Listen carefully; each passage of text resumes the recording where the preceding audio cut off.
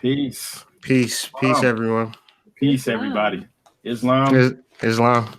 We're live. Moors in America. We live with the Hood Mystic. Indeed.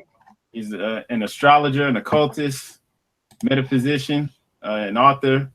He does his podcasts like every week or several times a week.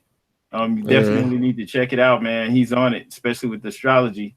We're going to dig in with him, and he's going to also ask me some questions. We both going live at the same time. If you look at the card thing on here that'll pop up, you can check out his channel and subscribe. All right. And for my subscribers as well, the link to this brother's channel, this family's channel, is in the description. So, check these guys out. The Moors in America channel. One of they got some lectures on here that are so powerful that can completely change your paradigm. Like if you've never heard the Hakeem Bey, what they didn't teach you in history class video, you've never seen it, never heard about it, you owe it to yourself and your life to watch this video. And they got a slew of other powerful builds. They travel. Just check this page out to my subscribers if you never heard of them. So, but thank you guys for sharing your platform with me as well. Likewise, it's a pleasure, and can't wait to get in here and build with you. I see a lot of people starting to come on now, so we could go ahead and get started if you're ready. Sure, I am. I'll open the floor to you. Like any question, like you guys, we discussed the question before this live, so. Right. I'll ask a question. Okay, yeah. Sure. Well, I just want to for you to demonstrate how astrology ties into more science. Sure. So when we talk about the historical Moors that were the foundation of, the rise of Western civilization since 711. And so in 711, these Moors brought a collection of, astrology, poetry, prose, language, mathematics, and one of those things that they brought along with them is astrology. Actually, before this point, the concept of astrology in its kind of way of being taught, way of being demonstrated, was never even thought of. Stars have always existed, but the concept of the stars relating to the way that we live our lives is, I think, a particular channel that they got that allowed them to kind of know when to invade Spain. And you got to always remember that it wasn't even called Spain like after the Moors had left, after it had been colonized, and then they got the word Spain. But up until that, you had a whole civilization of philosophers, astrologers, and this was just common knowledge. This is just how we built. This is just how we got down. And so, as say, for instance, now we listen to Taj Tariq Bey and people like that, Hakeem Bey and Alim Bey and people like that, it wakes something up inside of me. And I can only speak for myself, it wasn't like, there's read astrology because that's what the Moors did. It was just a whole collection of experiences and channels and different dreams and things of that nature, where it's like I'm doing exactly what my ancestors did, and there's really nothing that anybody can say otherwise. Because if you're going to talk about Arabia or anything of that kind of, any type of Muslim, Islamic thought in the Western paradigm and astrology, you're talking about melanated people, you're talking about my ancestors, you're talking about Moors. There's no way around it. You could everything else stemmed from that, and everybody had different systems, but the system that we use today, the system that we're talking about, stems from the Moors. So Islam, yeah, we could definitely relate to that. All right. And but it's not mainstream though. That's the thing. It's not mainstream. So we agree 100%, 1,000%. Indeed. Hey, real quick, you can please come back to this. Don't forget what you were saying, but can you introduce yourself Oh yeah, I'm sorry. I'm the Hood Mystic. My real name's Kyrie. I live in Columbus, Ohio. I'm an astrologer, an occultist, an aspectarian. Very much a Moor. Like I'm Moorish. I wasn't born a Moor. So my introduction to the sciences is something that, I've been, grateful enough to kind of be led that way, or have that insight, or have that, spiritual leeway to be like, oh, look into this. This might be of some interest to you. But, that's who I am. And so I didn't even introduce myself. I just kind of went in. And what I do want to say, about the astrology, because and then we can be off of it or talk about something else or any follow-up questions. But when you speak of it, like if I say Venus, or if I say Mars or Mercury and things of that nature, what I am doing is utilizing Roman interpretatio. Roman interpretatio is everything that the Romans didn't create, but usurped and utilized in ruling over the masses. And so, go ahead. No, I said exactly. Yeah. So it's cool with me because this is how I can communicate with, melanated people. But at the same time, let's not get it twisted.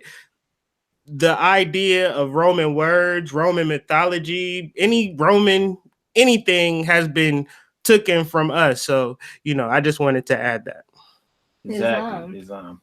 So yeah, we agree with that. And I mean, like we can relate to what you're saying. I mean, we didn't see people wearing fezzes or any of that stuff. We didn't know. We came into more science later on, but I think we're all Moors, we just knowledge and been through all the different schools of thoughts. Indeed. It's like a spiritual initiation, to read all the different philosophies, come through all the different schools, and then see the commonality in it, or to find a way, a practical way to apply this magic, and whatever you're studying into your life. That's really what it's all about. I mean, we can just study it all day and sound smart to people who don't know that you're really full of it, or actually use it in like practical ways, and apply it to your life. And that's what's more powerful to me, and that's why, we building with you, because like we like how you do, with the channel and everything, and breaking it down for a lot of people. It's like me, I could just that's like not my area of expertise, like astrology,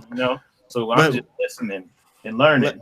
I would let it interject because I've watched your channel before I even knew you or knew, like, we've been friends, you know what I'm saying, on Facebook and things of that nature, and had different ways of connecting. But this channel personally has been, something that has been instrumental in my development. You understand? Like, just as a staple, you know what I'm saying? So I'm grateful. You know what I'm saying? Like, I'm grateful for your channel and the work that you do, because, you didn't have to do it. You know what I'm saying? So it's just like, if you have anything positive to say about me and my channel, like, that is much reciprocated. You know what I'm saying? Because I'm grateful to just be, in you guys' presence, to be honest, because it's just like one of those things, like, you got to really understand. I don't know much about it. You know what I'm saying?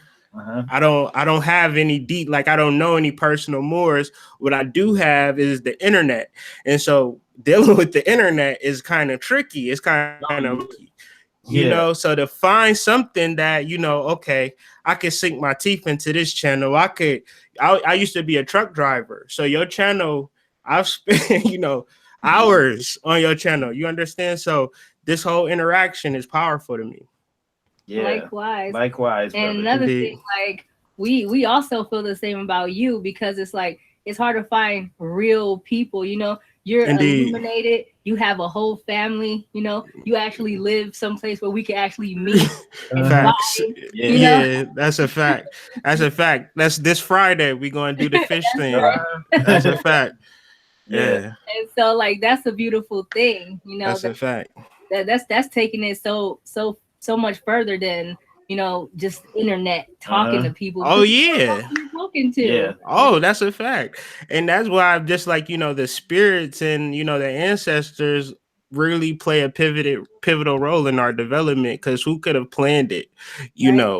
you know, who could have planned it? And we both were at different parts in the country. I was in Boston, and I think you guys said that you were in Florida, and we both had the conscious idea to go to Columbus, Ohio, and start our families. And you know what I'm saying? That is spiritual, because who told us that? You know, why? Like, I didn't, nobody consciously, specifically told me it'll be a great place for you to go, Columbus, Ohio, start your family. Like, no, that was something that was embedded in my mind that I could not get out of. I could not stray from it. It was just something direct, and this gives it full purpose. So that's like one of those things that's just like, wow, you know what I'm saying? You got to sit back and reverence. Right. If we told you where we moved here from, you'd trip out, man. Like, where we were living overseas for 5 years. Wow. I had moved with my family, like, me and her, and at the time we had 3 children. We just picked up and just moved to Brazil. You know what I'm saying? We're not Brazilian. You know what I'm saying? Like, we picked up and moved to Brazil in South America. You know what I'm saying? When we knew no one, and you know, we just went there, met people, made friends there, lived there for like 5 years, and like we moved from there to Columbus. You know, how was that experience being, you know, having a family? Like, you know, because I want to ask you guys this question, because, you know, me and my family are thinking about moving somewhere different, but we don't necessarily know where. But you guys actually moved as a family, and that's one of the things that scare me, because I could move by myself. I feel like I can go anywhere, but as a family, what was the preparation? What were some of the things that you guys did to do that? Because I know a lot of people can relate to that.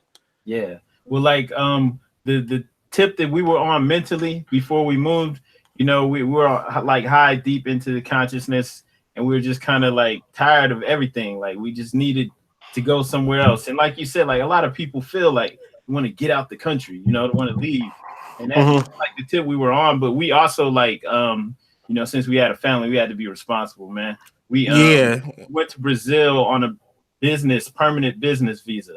Like, we opened up a tourism company there in Brazil. You know what I'm saying? We did city tours, and so we got visas for our whole family. And we went there, you know, with the children. We all had dreadlocks. You know what I'm saying? Like, we were good in Brazil because, like, we were the family, the Rastafarian family, you know? That's what they call it. You know what I'm saying? We were cool there. We had to learn the language, Portuguese and all that on the fly. We had started doing like Pimsleur and Rosetta Stone before we got there, and it was like nothing like actually speaking it. You know what I'm really saying? It looked like us that are speaking like slang, you know? Yeah. You know, it was a wild experience. I would advise everyone to travel. You know, I don't know about moving, but travel. You know what I'm saying? Traveling can widen your perspective, and just going to other countries. You know, like our ancestors did. We're Moors. Our ancestors, you know, were international, and I think traveling, you know, it opens up, it unlocks other parts of your brain. It's one thing to learn about things from reading and seeing online, but not actually get out there and smell the air in Egypt or whatever. You know what I'm saying? To actually see it with your own eyes. Take away from that. That's key to, you know, what you're saying, because a lot of people on this live can really get something from that, and really understanding that consciousness works at a non-local variety. That's why even on a personal level, I tend to visit the mounds. You know, I hit up the mounds regularly, because I understand that I have to travel. If I have to travel an hour and a half, 2 hours, 4 hours, 8 hours, 12 hours, I got to travel, because that's where the consciousness at. If I'm sitting in my house on the internet, that's fine. You know what I'm saying? I'm not knocking that. But when it comes to really grasping something, really making those breakthroughs, you got to really travel. And until me and my wife went to New Orleans, like, our relationship was at a certain level. When we went to New Orleans and went to another level. Like, when we go places, it really, I don't know, what you guys are saying is right. It's a spiritual journey. Like, to actually be with your mate and to experience different parts of the world, or just different areas, whether it's local, whether it's, you know, throughout the city or the country. It's like, because you're taking all this experience in and you're sharing it with somebody, and that's intimate, you know. That's like true religion, you know, that you create your spirituality, based on what you're observing. Yeah, that's moving. That's moving. That's profound. and it's so huge. Yeah. Just like right here where we're at in North America. I mean, there's so much here. A lot of people don't even get out and see this country.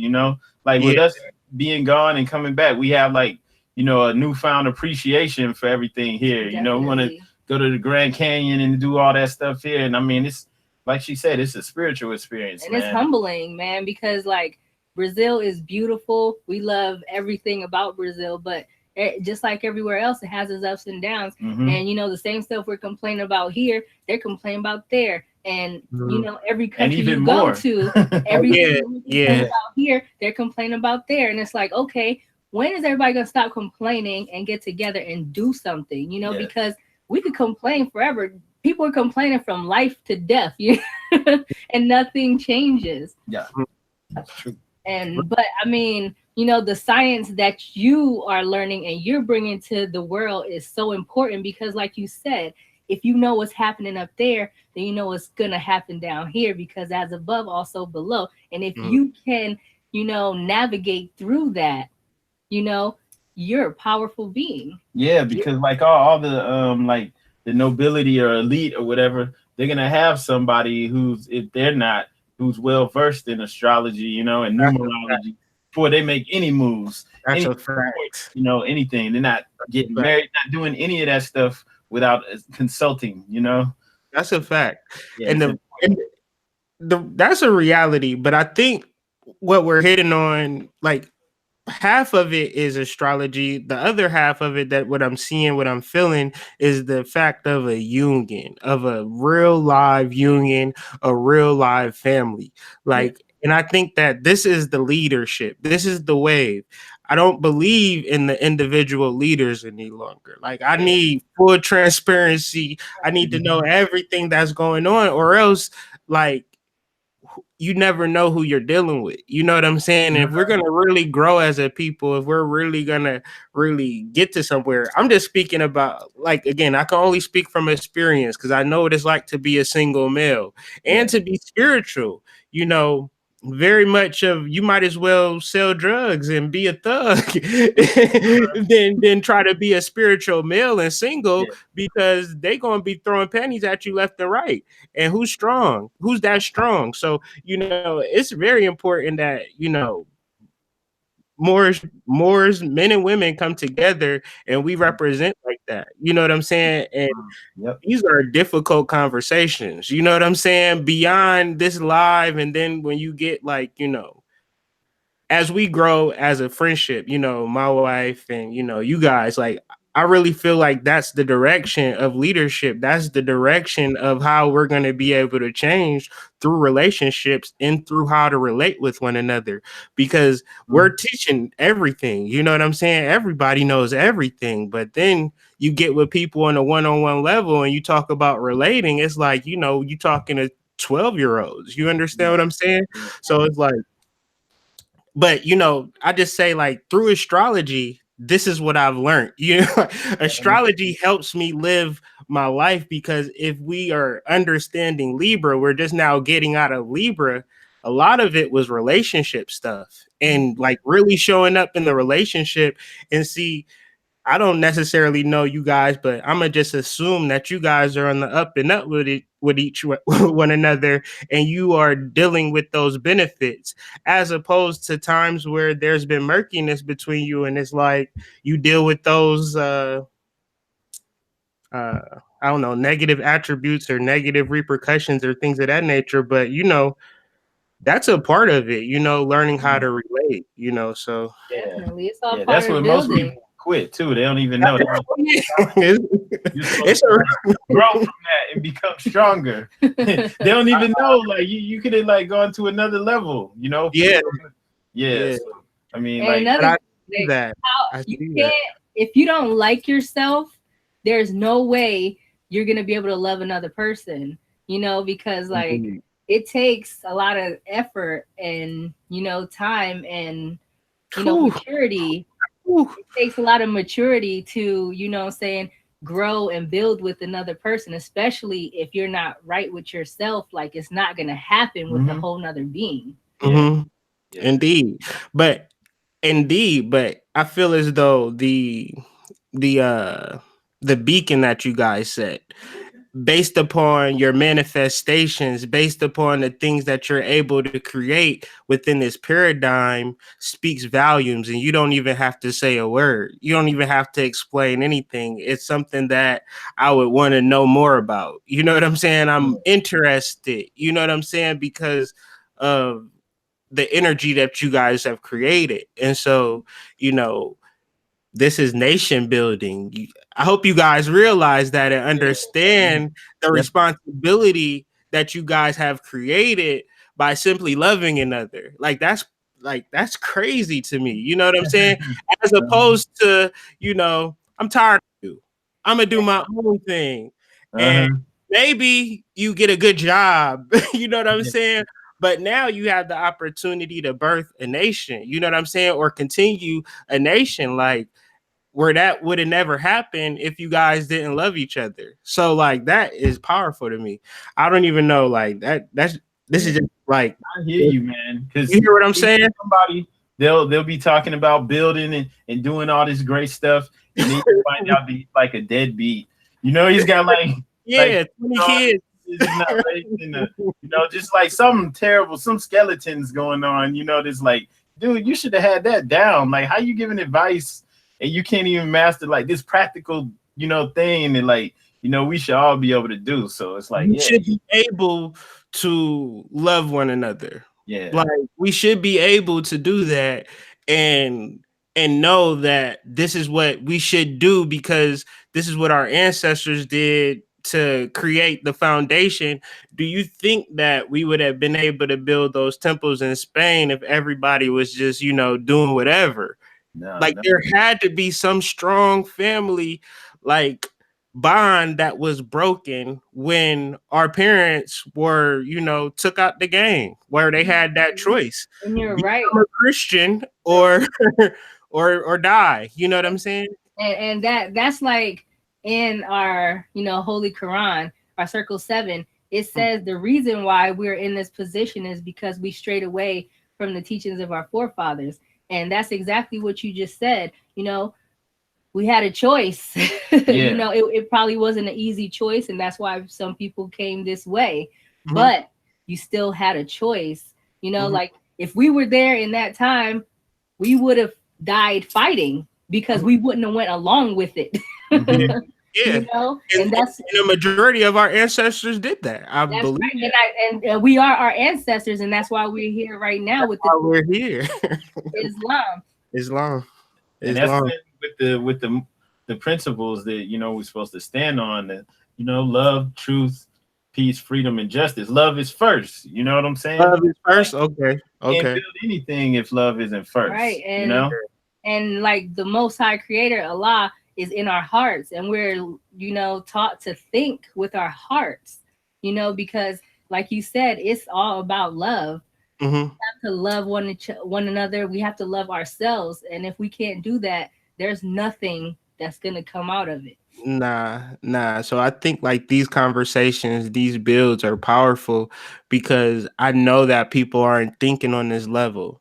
Like I know it's people at home on something completely different and then watching this live, like, damn, this is something really to think about, moving forward. And this is the shift that we got to constantly push. And if we can get one person, 10 people, you know what I'm saying? This is what we must do because there is no solution out of, shifting the consciousness to, proper ideals and honoring your mother and father. This is why Black, Negroes, and colors we suffer because we do not honor our mothers and our father. And that's a very difficult conversation. That's a very difficult realization to know that. Sorry about cutting you off. The fact that you are calling yourself Black, Negroes, colors, and African American, that right there is dishonoring your forefathers because those things did not exist. Yeah. Those are all recent labels that was put on us. And that's part of loving yourself is knowing who you are. When you know who you are, you're going to love yourself wholeheartedly. And if you recognize who you are and you recognize your mate or your neighbor for who they are, then you can actually love them wholeheartedly, and that's how the bill will start. Indeed. And I think legally, self-identification is one of the first laws that are granted to you as a human being. You can self-identify Yeah. first and foremost, So, not to exclude anybody from anywhere, but if you don't know, then you're just, if somebody tells you that you're anything, somebody could tell you that you're white.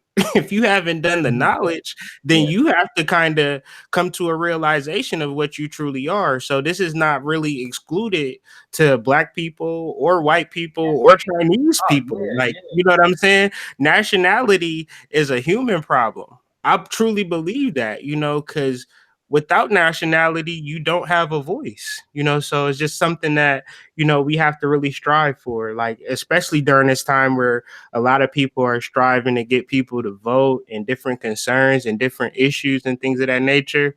What about you? Like, what's your issue? Like, what's going on with you? So I think nationality would be something that, could help a person. But would you guys know, like, I know you get this question a million times a day, but like, is there quick links or a easy way to explain nationality to a person who's never heard the concept or why it would be important?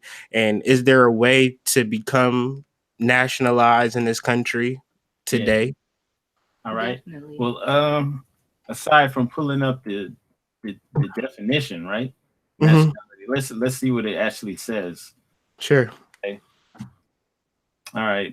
Okay, so we got two things: just the status of belonging to a particular nation, and then an ethnic group forming a part of one or more political nations, right? Okay, I'm gonna take that a step even further than that. Hang on a second. All right, we're gonna pull up because the definition that I just read, the second part, it said an ethnic group forming a part of one or more political nations, right? You look up the ethnicity and race identification, that you'll find, like, you could go to, if I can do a screen share, I'll just let you guys see this gsa.gov website. Go ahead and do this right now. Okay.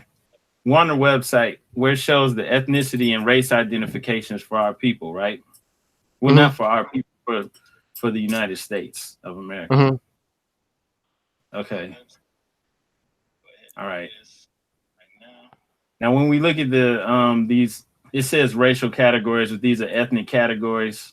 You look at what it says for the different races or the different ethnic groups. Okay. All right. Can you guys see the screen? Yeah, I can see it perfectly. All right. For American Indian, it says a person having origins in any of the original peoples of North and South America, including Central America, and who maintains tribal affiliation or community attachment. Asian, a person having origins in any of the original peoples of the Far East, Southeast Asia, India, subcontinent, then it names some other places: Cambodia, Japan, Korea, etc. I'm gonna read Black last. Native Hawaiian or other Pacific Islander, a person having origins in any of the original peoples of Hawaii, Guam, Samoa, or other Pacific Islands. And then white, a person having origins in any of the original peoples of Europe, the Middle East, or North Africa. Now, for Black or African American, says a person having origins in any of the Black racial groups of Africa. Everyone else is connected to a group of original people, except for Black or African American. Okay, so in this instance, right, the ethnic group or the ethnic tag or nationality, the label that is placed on our people, for the most part, Black or African American, is not in your favor. This is a label that was created to strip these people of their humanity, basically, right? And so when you're not self-determined, you don't have any power. You're at the whim of whoever, names you. It's almost like, when you name something, you own it. Facts. And so, like, if that makes sense. That makes a lot of sense, because the GSA, like, that's straight from the government. That's straight from the horse's mouth on what it means. You know what I'm saying? So, so is it as simple as checking white on your racial discriminator or American Indian? Is it that simple, or is it like further or deeper? Is it something that a person would have to kind of get his own personal knowledge on? I would argue that in any situation you need to read up on your own and get your own knowledge on the situation and how it pertains to you. I wouldn't argue that checking any of those boxes are going to help you, because all of these are created, by someone who may or may not have your best interest at heart. Even the American Indian label, there's that's still a status that you didn't create. It was, placed on you, designed and defined by someone else, that has certain regulations and things on it as well. So, like that's one of the things like people don't really put a lot of thought into.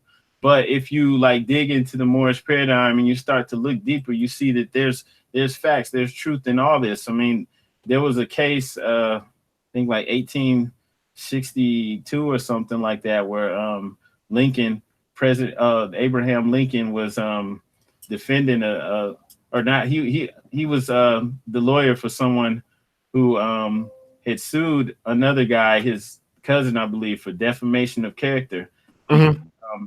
He more than likely he was somebody who was passing for white and European. Yeah, for European. Right. And the other person had accused him of being a Negro, right? And Abraham Lincoln. He caused his client. He accused his client of being a Negro, and I don't remember all the specifics, but he wound up losing out on some deals or something that he had going on. So he sued that person later for defamation of character. And one of the reasons why he was able to win the case is Lincoln argued, my client's not a Negro, although there's nothing wrong with having black skin. He's a Moor. He's of Moorish descent. And that was the argument in the case, and that's how he was able to win. And the problem was, even back then, even though we're not taught this in school, what's been going on didn't even really just start with Noble Drew Ali. Even before he came in the early 1900s, this was an issue. This was something that was going on at the time. All right. There were even people who were arguing having that label placed on them.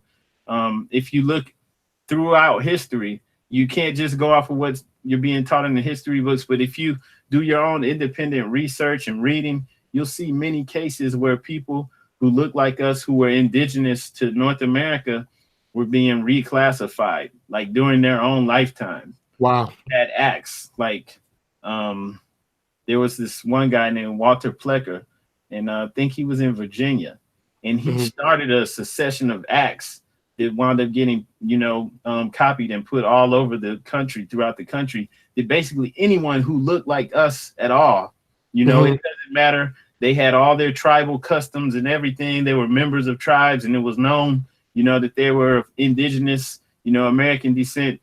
It didn't matter, like they could not remain. They were automatically declared Negro or mulatto, And so this is something that was going on while people were alive. And I mean, even like census reports, you have people who one decade, they're classified as a Indian, and then like 10 years later, next census, Negro or mulatto, Yeah. And so like, there's actually evidence of all this stuff occurring throughout time. And so like, this is what's been going on. We've been getting moved out of these categories, which like I said, I would argue that even, checking Indian isn't any better for us, I appreciate that. And then if you realize, like, don't that, what he just explained, make a ton of more sense than all the black people, so-called black African-American people, came here on slave ships, from Africa, all the way back then. It's like, what? How did they do that? But they didn't. That's the secret. They did it on paper. And thanks to Afon Bay in the chat. That was the Dungy case that I was talking about with Abraham Lincoln. So if anybody wants to look that up, sorry I couldn't remember all the specifics, but But like she said, with us, like with what was set up with Noble Drew Ali and the Moorish Science Temple, we actually have a legitimate claim to Moorish heritage, to Moorish lineage. You know, whether you're going through the slave trade route, which, you know, some people actually did come over here as POWs, you know, from the continent, whether they were in North Africa, other parts of Africa, Europe, you know, you actually had people who came through the slave trade. We've seen that ourselves in Brazil, where you had the catacombs there, you know, where like underground, you know what I'm saying, like under the street, they had like the dungeons where they were putting people, and where we were at, like Brazil would be right here, and then Africa's right here. So you could see how it fits together like a jigsaw puzzle, and it's not that far. So like the majority actually went to Brazil. There is that element that came, and they, even where we were at, it was a state called Bahia. They had a huge Muslim slave revolt. So it's a known fact that you had Africans coming over here, and they were Moors, they were Muslim. Okay, so no one's denying that. That element came in. You also had trade going back and forth between the indigenous population and Africans, and many of whom were Muslims. You know what I'm saying? So this was going on even before Columbus and them came over. So that was going on. And so like there's so many ways and reasons why we have legit claim, you know what I'm saying, to our Moorish heritage and lineage. And it's a known fact. And that's how come a lot of people who are in power in this country practice Islam in secret, you know, and swear allegiance to, they take the Shahada, basically swearing allegiance to Allah, you know, and they wear the Shriners, you know, because they're paying homage to us. They have to pretend to be us to rule. You know what I'm saying? Because it's our job. That's a fact. You can easily Google Shriners and look at Islam and all of the Muslim things on their fezzes and things of that nature. It's clear to see. And 2011 in Chicago, I want to pull this up. Mayor Rahm Emanuel bear witness to all of this in 22nd of December. Mayor Rahm Emanuel said he made a proclamation, whereas the Moorish Americans are the descendants of the ancient Moabites, Hammatites, and Canaanites who were permitted by the old pharaohs of Kemet to traverse from East Africa and later form themselves kingdoms extending to the northwestern and southwestern shores of Africa to the Atlantic islands onto the present day continental Americas. And so forth and so on. January 8th through the 15th is Moorish American Week in Chicago. And so it's like, you know, this thing is real, as opposed to something that a person may think that we out here making stuff up or trying to be cool. I would not be here, you know, without people explaining this to me, you know what I'm saying? Breaking this thing down to me, because I did not know about it. It was not taught to me. It was never explained to me. Nobody said anything about it. So I think that was intentional, and why I vibrate so much with it when I'm told it, you know, it's like, you know, I really resonate with it. And so I just think that, you know, you guys really need to keep up what you're doing, and really continue to let people know.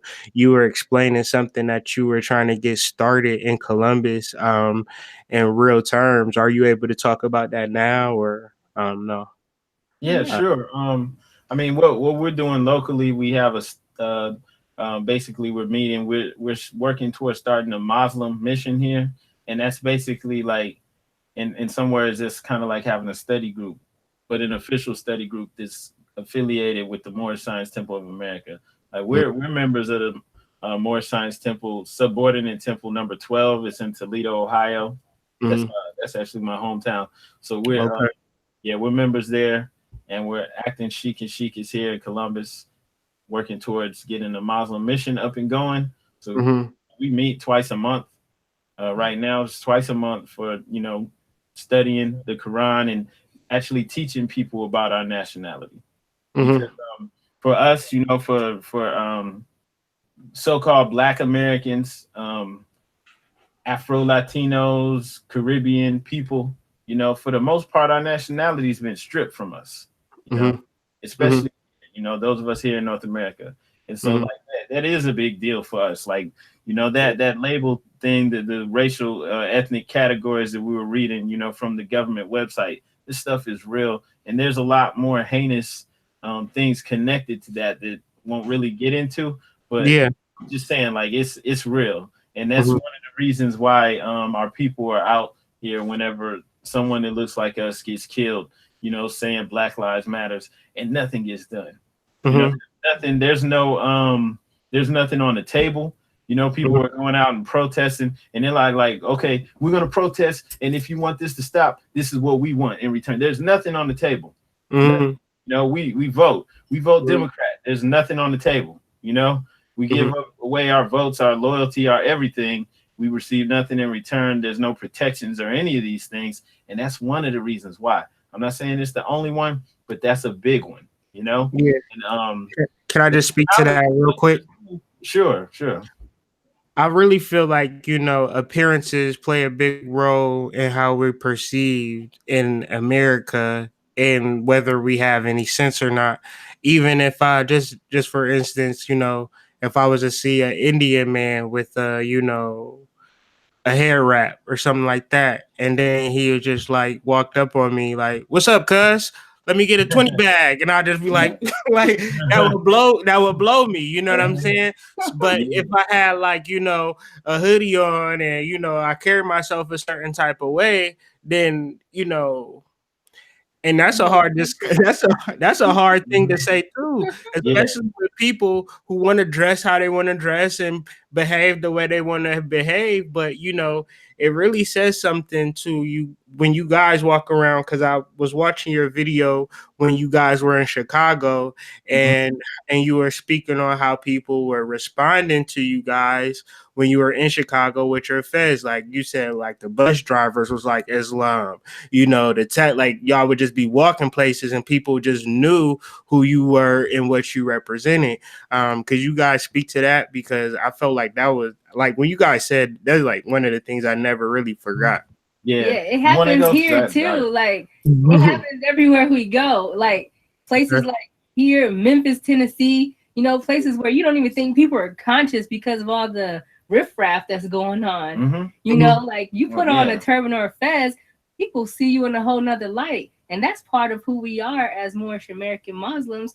Like, well, yeah, because everybody's not wearing a fez or turban. So they see you, you might see somebody that's thugged out and he's just like Islam, you know, because he's studying on the low. He's not like, you know, like when you know, wear it, you know, like a uniform so everybody knows, you know what I'm saying? But speaking to that though, like going to Chicago, it really is Mecca for us. It's like it was a spiritual experience because we're there, you know, in the Moorish paradigm in that frame of mind, and we're you know, wearing her fez, she's got her turban on, and we're walking around, and that's where it's like, wow, like what the other Moors who live in Mecca are saying is true. Like you have all type, like all the gangsters, everybody, don't matter what set, what vice lord, it doesn't matter. They respect Islam, you know. Respect for it. And so like people would think, oh, they're savages, because you know that's what we call ourselves now. We savage, I'm savage, right? But no, they respect Islam, right? And like you're saying with the bus drivers, everyone, like he made sure to make eye contact. He's driving, he put his hand over his heart, he's like Islam, and we see that all over, and it's like wow, you know. And then it's such a great, you know, amazing American city, you know, but like really is there's a huge Moorish presence there, you know. There's at least like 10,000 or more proclaimed Moorish Americans who are members of some temple there, you know what I'm saying? So it's like for real legit. And even like the it's Europeans known. And then the Nation of Islam, I mean, it's all connected. Even Europeans, older Europeans, they like when they see us like in, you know, our turban and fez, some of them actually know exactly who we are. Like we go in restaurants like that, and like, you know, people come to the table and just be like, wow, you guys are beautiful. It's great to see you out here like this. And it's like, what? That's what the magician said. And he, the magician's gonna know about this stuff. So he's like, oh, y'all are Moors? It's like, what? How do you know? We in Central Ohio. It's like, what you know about Moors, man? That's deep. That's deep. That's crazy. I've never heard a person utter that word in like real life. Like, when I was like, he's like, wow, I never actually seen Moors before. And it's like, what? Yeah. That's crazy. It's amazing. And it makes you feel good because it's like, wow, I know who I am and other people know who we are, And it's like that makes you want to be, who you are. and that's amazing because we're out here, acting like other people, we're mimicking what we. That's profound. That's profound. And Noble Drew Ali said, be yourself. And it's hard for us to be ourselves. We don't know who we are because we're being taught by colonizers. So at the end of the day, when we find out who we are and we actually play the part of who we are, like, the stars are aligning. That's real powerful. That's what she said was profound. Like what she said is powerful. That's one of the reasons why, like, after studying for years and studying online and all this stuff, we actually went and joined the temple because it is important to know, to learn the actual customs. Like most Moors and people that find this out online, they don't know we have a divine constitution and bylaws. They don't know that we have customs and things about ourselves, and you know what I'm saying? So it's good to actually learn this. And of course, to proclaim your nationality officially, you know what I'm saying? To get yourself out of that status. But, that's one of the reasons why it's really important. And like you said, like we don't just do this online, we actually walk around, maybe not every day, but you have my fez on out in public, and don't care if people understand it or not. I'm just doing it. And they're gonna get used to it. They're gonna see my son doing it too. Right. You're gonna see your friends and have a whole group of people. And wondering what we're doing, but just like but we have to correct it. We have to let people know. Oh my name has an L on it. No, we're not black, and the reason why is because this is a label we didn't pick for ourselves. It actually means this. This stuff. Would you want to be that? And they're like, no. It's like, okay, well, this is what our ancestors were, and some people will know. And it's crazy because I've actually had conversations with Shriners, that confirm this, and it's like, wow, So, I mean, it's very clear to see. If you can ask yourself some fundamental questions like, where was the first Black meeting where we all got together, some delegates, some representatives, and said, we are going to call ourselves the Black people. Right. Like, where did that meeting take place? It never took place. Therefore, it's been instituted to us through census takers from 1790 and beyond, to where we're at now. And so, and a lot of people, it's very powerful to me because where they can trigger you. If I say Black men ain't shit, then you kind of get an idea, like you could be triggered to that. Or I could say Black women are angry, and then you can kind of feel a certain type of way about that. But how do you know that they talking about you? You remember how, like, when your grandma said, like, back in the day, like, if it ain't about you, like, why are you even responding to that? You know what I'm saying? Like, right. Yeah, exactly. So it's like, I think that's where we're at, and just having these kind of conversations where it's going to trigger people. People are going to be mad and people are not going to like this conversation, but there is going to be some younger people and some older people that, this is going to make a lot of sense. And what I would say to anybody who's not hip to this or wants to know about it, you have to study it and it has to make sense to you on a personal level. I think, like, if it's nothing that anybody can do for you personally if you don't have an understanding within yourself. Can you guys speak to the power of understanding it on a personal level as opposed to people who want to give you? I know people would be like, can I give you $1,000? for you to do my nationality papers. Yeah, right. yeah, It's like, yeah. That's like, it's not that commercial, bro. Okay, it's not. Yeah, that's pushing it. Like, you're going to someone as a servant. You know, you're begging for something that is rightfully yours. You know, so then you become the consumer or the victim, because you know, there's like, okay, that's the same thing that the colonizers did to you, and you're taking that same concept and you're trying to you know, reclassify yourself. Ooh. You know, for some dollars, right? And it makes no sense. Yeah. And it's like, you know, just regular people, real people who's just growing up, who's working, who's, you know, going to school, and who's good people, and they just don't know who they are, but they're still living the best life that they could. You know, a lot of those people are gonna be like, I don't need that.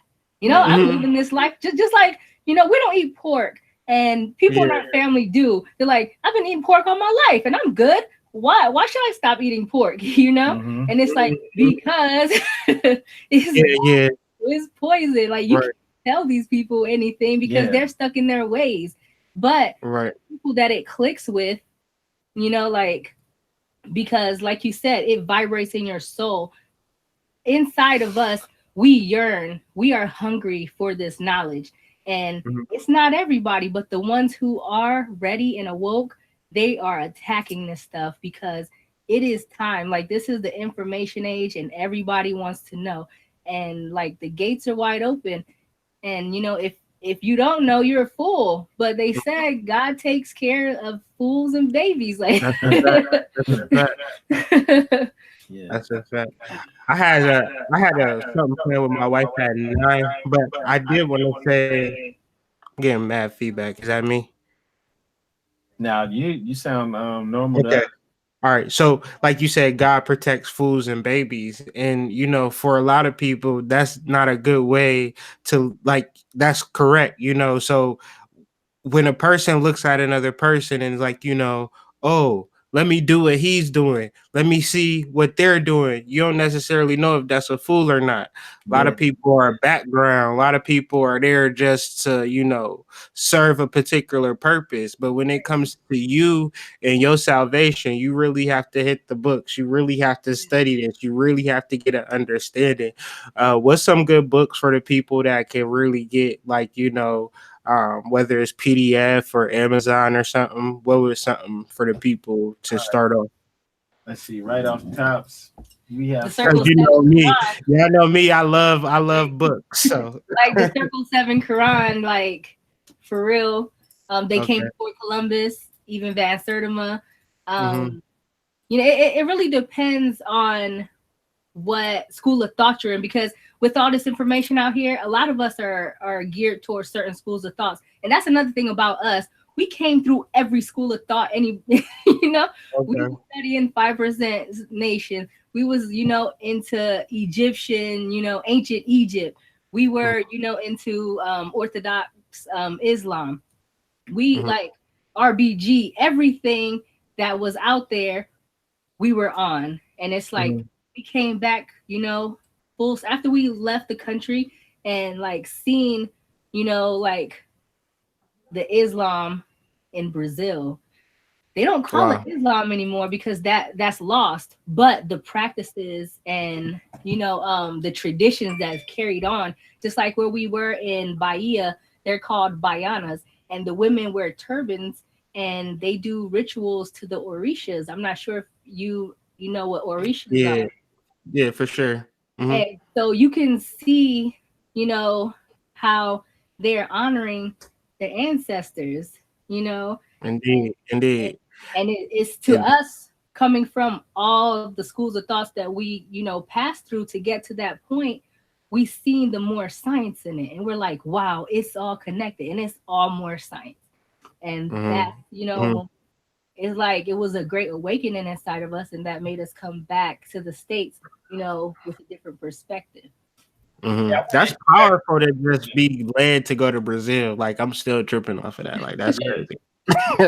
Definitely have to go. Like, you know what I'm saying? I think like all of our people need to go there You know, especially to Bahia, the state Bahia, Baia.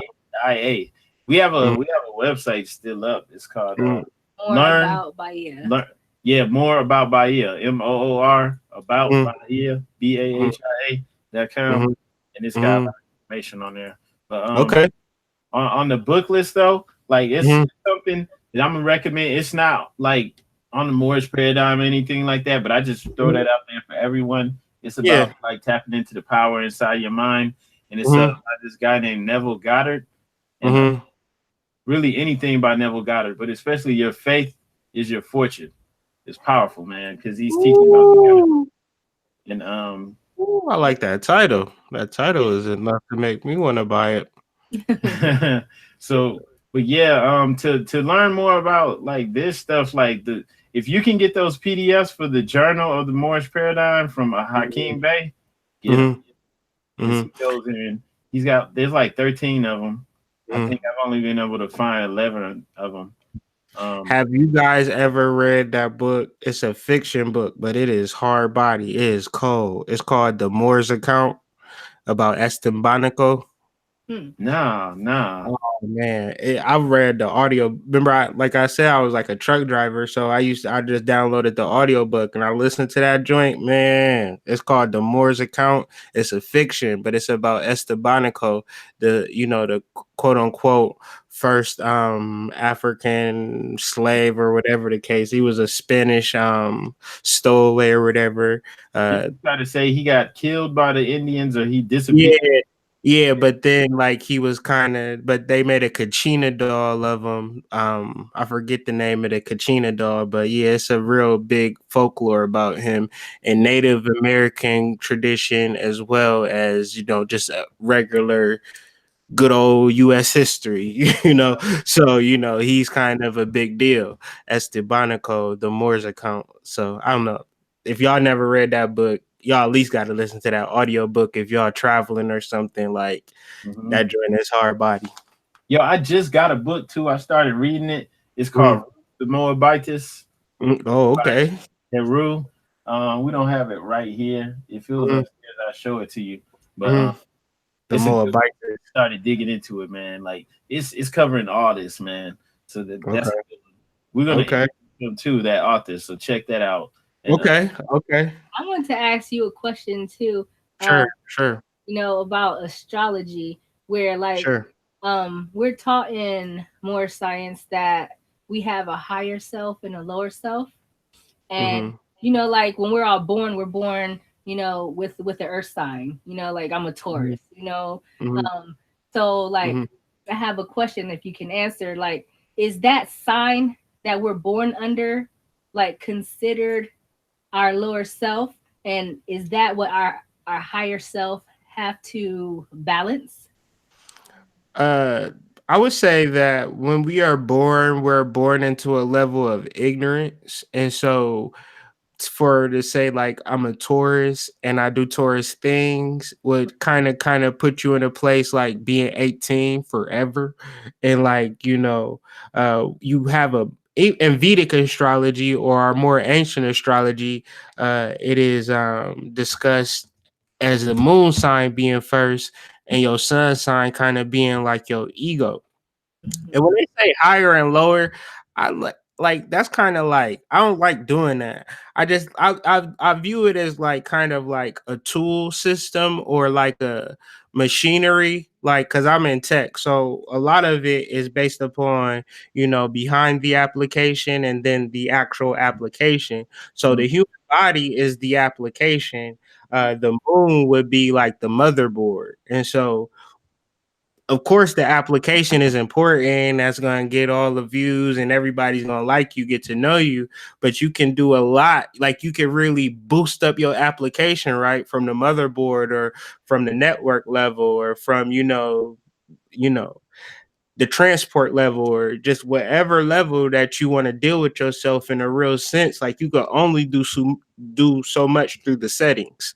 So a lot of it is like, I wouldn't say it's lower self because it's very much needed. The application, like people are not going to be on MS-DOS trying to work a program, or on the back end of the computer trying to work a program. Like, they're not going to deal with you on that level. They're not going to deal with you on a psychological level. They're only going to deal with you as Lloyd, that guy, or, you know, that couple that I seen, or, you know, like, they don't care about your backstory or nothing like that. So the lower self, or when you're born, like saying you're a Taurus, is good. That's just your application, but you gotta alter that. You gotta upgrade that joint. Like, it's the same as like always operating on a Windows 95. Like, but you know how many people operate people like operating on that first initial system that they was given,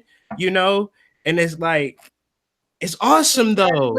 And that's why I asked that question. That's exactly why I asked that question, because it's like, when you're operating as the label that's placed upon you, that is considered your lower self, you know. But when you can balance or overcome that and be, you know, something greater that wasn't intended for you, but it was intended for you, you know, at the right time. You have it. You have abilities, like, you know, and a lot of it is just simply what you are given and what you got to deal with. And that's what a majority of us, like, we are limited by what our parents told us. You know, you ain't that smart, or you know, you ain't going da da da da da. And this is what the earth sign really represents, or the sun sign. This is what it really represents. It's just your limits, or your perceived limits, or the limits that you truly believe about yourself. Like, I really do think that I'm ugly, or I really do think that I ain't smart enough, or I really do think that I ain't going to never blah blah blah. So it's like, you know, the doubts, like, these are something that we really got to kind of break through. No, that's true. It's like a video game, man. If are you gonna level up while you in here? You know what I mean? Another level, or are you gonna be stuck on that, like that avatar that you started out with? You know. So I'm feeling that. It was something like, man, I was driving today and I was thinking about, like, you know, how I could just go anywhere I want to go right now. Like, this thought just hit me, like, you know what I'm saying? I could go wherever I want to go, do whatever I want to do. But, you know, we may be tied down to a particular paradigm or a particular train of thought. And it's like, you know, these kinds of conversations, this kind of knowledge, it really opens you up to kind of go down a different path, maybe a path that was really meant for you, as opposed, like, so, you know, just one of those things, like these kind of conversations that, but definitely something that we have to do this Friday. We got to meet up for that fish fry, but, you know, I can't wait to see you guys and meet you guys in person. You guys meet my wife, my children. I think they're probably going to be with us, so it's probably going to just be a family affair. So, okay, that's what's up, man.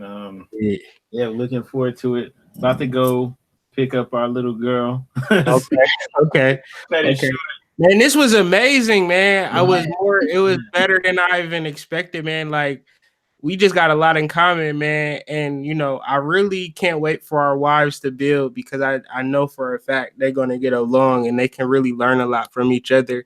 And this is just something that, you know, we got, me and you, we going to be able to build and grow, because I don't got a Lloyd in my life. So, you know what I'm saying? So I'm very much excited. You know what I'm saying? So let's do this thing, bro. All right. Definitely. Yeah, appreciate it, man. Everybody go check out the Hood Mystics channel. Subscribe. And if you ain't already subscribed to Moors in America, what are you doing? Come on, man. You slipping, bro. All right, y'all. Peace. Have a good night. Yeah, Islam, peace and love.